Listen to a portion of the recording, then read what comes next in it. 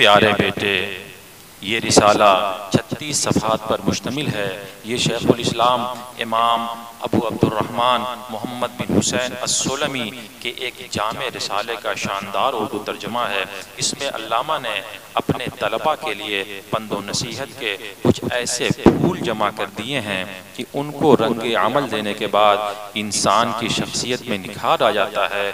खौफ व खशियत, अच्छी सोहबत, बुरों की संगत से इज्तनाब, नेमत इलाही की नाकदरी का वबाल, अजीम काम अंजाम देने की तहरीक, खुलूस व लिल्लाहियत, तौबा व इस्तिग़फ़ार की कसरत, दुनिया की बेसिबाती, वालिदैन की ताबेदारी, वसीला रहमी, हमसायों की खबरगिरी, ज़ेवर हया से आरास्तगी, रेशम की तरह नरमी व मुलातफत, नफ्स की निगहदाश्त और लुक़्मा हलालो ज़िक्र खुदाए जुल जलाल वग़ैरह अनामीन का ये रिसाला इहाता करता है।